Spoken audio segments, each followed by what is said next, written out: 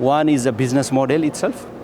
We have diversified aviation business model, which is Ethiopian has now 7 strategic business units. Like one is international passenger business, domestic business, cargo, MRO, ground handling. These are in their own merit strategic business units. And of course we have aviation academy also. So when the passenger business was affected due to COVID, we started focusing on cargo. So that's one of the reasons we survived the challenge. But the second reason is agile leadership. You know, our leadership so agile that they took right steps at the right time. So we, instead of panic mode, and we decided to convert our passenger fleet into cargo. The profit margin of airlines in good times is 4%. 4%. Yeah, to put it in context, IT industry, technology, gets a profit margin up to 40%. So the only way to survive in the industry is you have to manage cost. And you have to also, of course, enhance revenue streams. So, but we have a cost leadership strategy in which we manage our unit cost. And that's also one of the success factors of Ethiopian Airlines.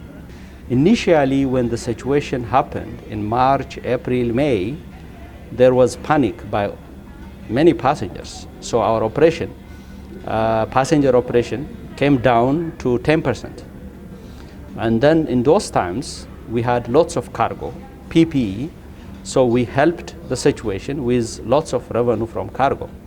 But of late, we are witnessing a recovery in our passenger business. So we are actually seeing more passengers. So we are actually coming to a new normal.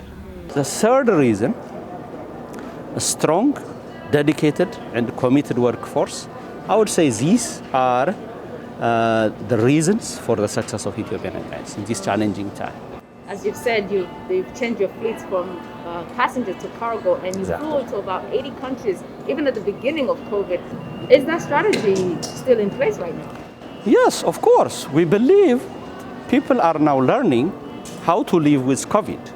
It's not like the situation in March where there was lots of panic, but now people are taking cautions and learning. So we see people traveling. For example, today we have around 220 passengers going to Africa, so which is a very good load factor for such flights.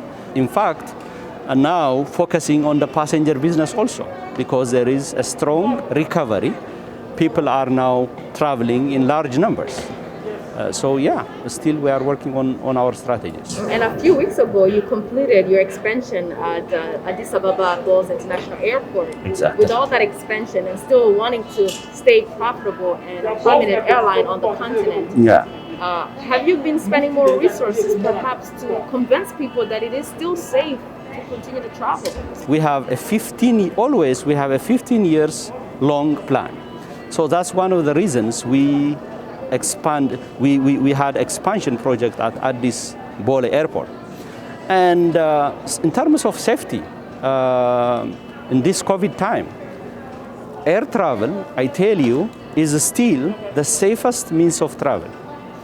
And in fact, according to a recent Harvard study, air travel is safer than having a meal at a restaurant or buying grocery items.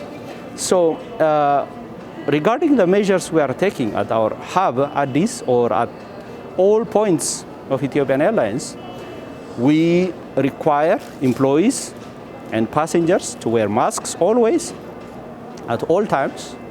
We avail sanitizers. We deep clean our aircraft. We sanitize, we disinfect. So all these measures are really assuring safety of our flights, both during the flight and in our hub at this Bole Airport. For those who are traveling from here, the U.S., what is the first thing they should know before even booking a flight to the continent? Or what is the first thing they should do before booking a flight during this pandemic?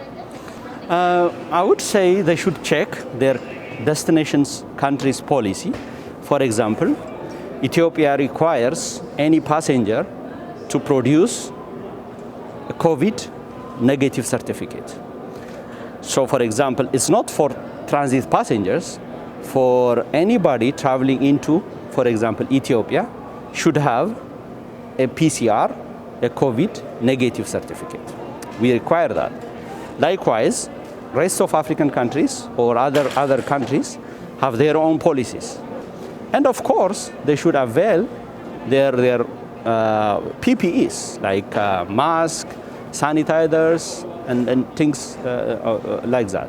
But we also avail during the flight sanitizers to our passengers. Mr. Worku, from what other cities are the diaspora able to travel from the U.S. straight to the continent at the moment in this pandemic with AT? Now we are currently flying from Washington, Dallas, this airport, daily. And we also fly from New York. We also fly from Chicago. So we are transporting passengers without any disruption, connecting people to Africa and the rest of the world.